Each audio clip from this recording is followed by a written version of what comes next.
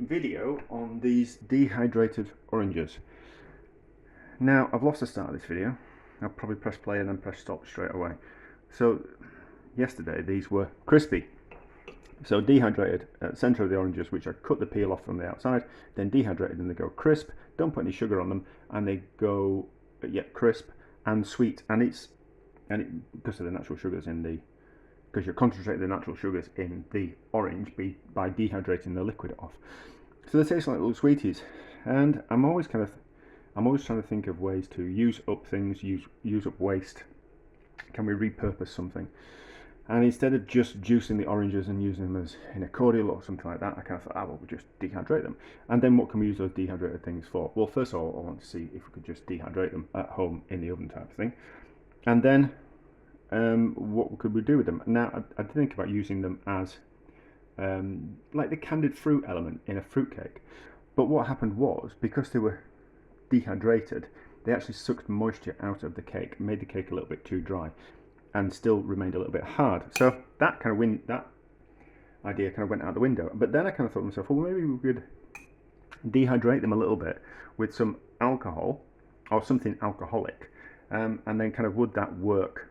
And then I've also been playing around with the idea of soaking the fruit before I put it in the cake. And my kind of idea is that we used to soak the fruit because the fruit was a lot drier than it is now. So fruit now is, well, these maybe not particularly, but fruit's a lot plumper than it used to be, especially the better quality stuff.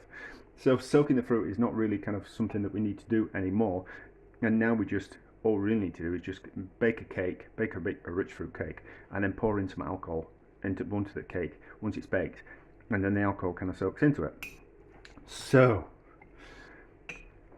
this is long-winded, isn't it?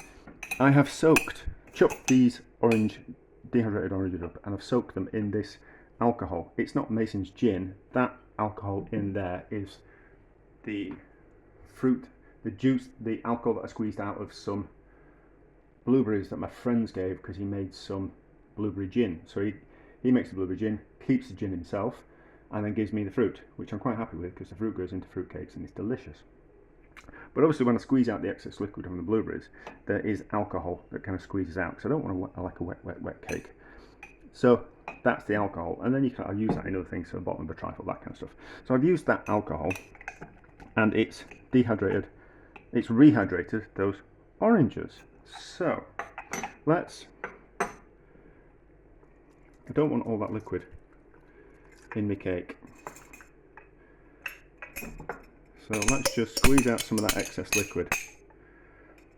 And then I've decided that there's that amount of fruit there will go into 2 fruit cakes, I think. I think that'll be sufficient. I don't want to overdo it. So there's quite a lot of liquid coming out of that. But they are now sufficiently hydrated enough that they are not going to pull excessive amounts of liquid out of the cake, but still would add a nice bit of flavour and moisture to the cake. I think that's about right. So I've made up the cake mixture already, and then we just need to, there's no point pulling any more out of that. So that will get used in something else.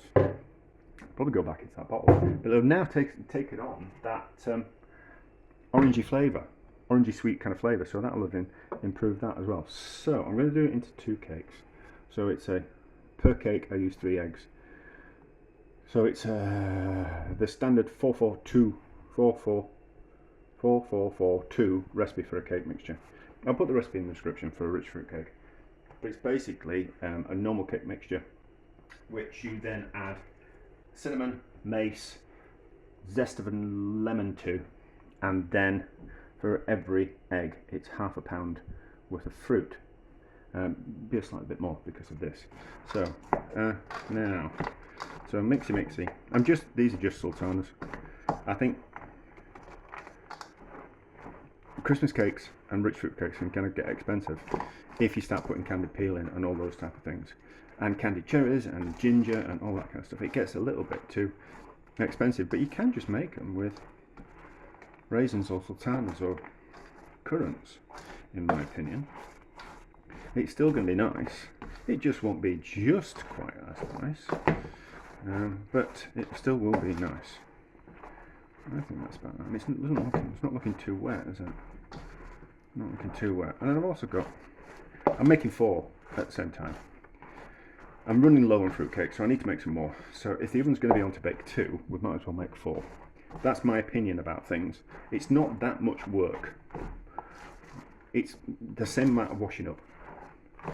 You know, it's the same amount of washing up. It's not that much more work. It's not that much more time. It costs you twice as much, but you get twice as many cakes. So that's kind of how I feel about. And if the oven's on, it might as well be cooking 4 things instead of 2. So I just need to wipe that board. I have pre-lined my cake tins.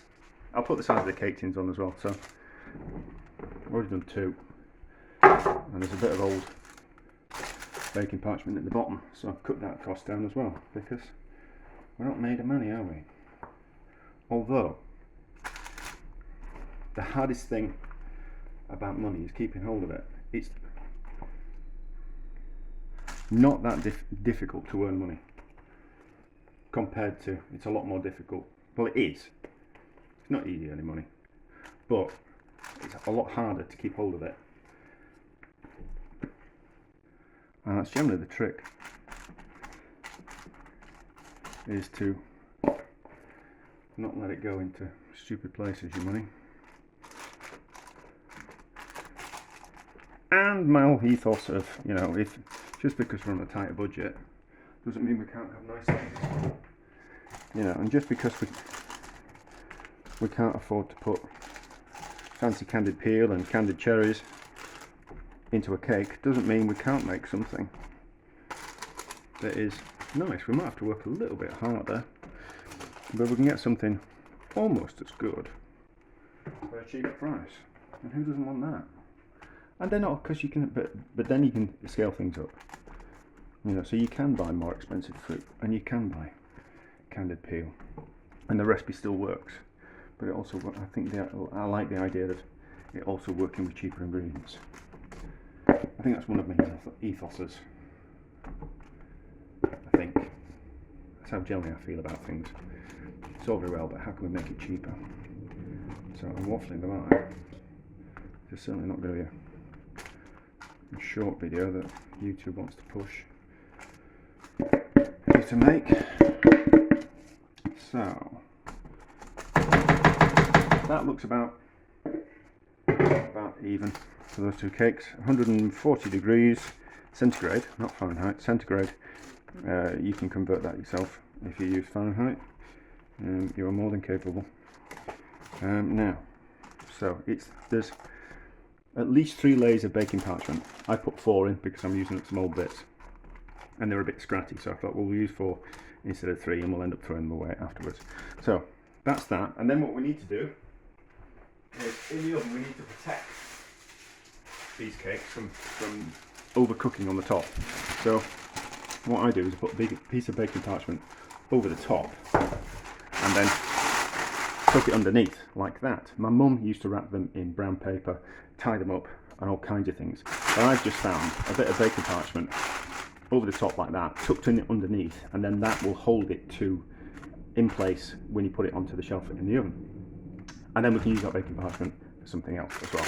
Anyway, so we'll do that, and then we'll bake them, and then we'll see what they're like tomorrow, where they're completely cooled. Cut into this cake. I'm sure it's the right one.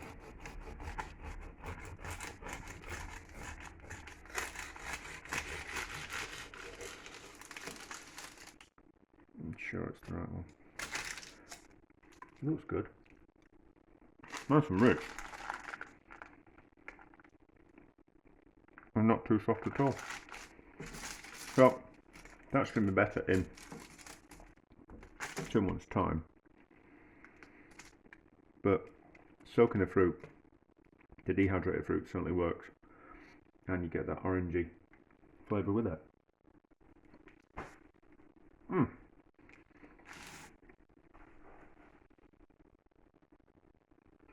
That's a success, isn't it? Oh, that works, that's lovely. A success.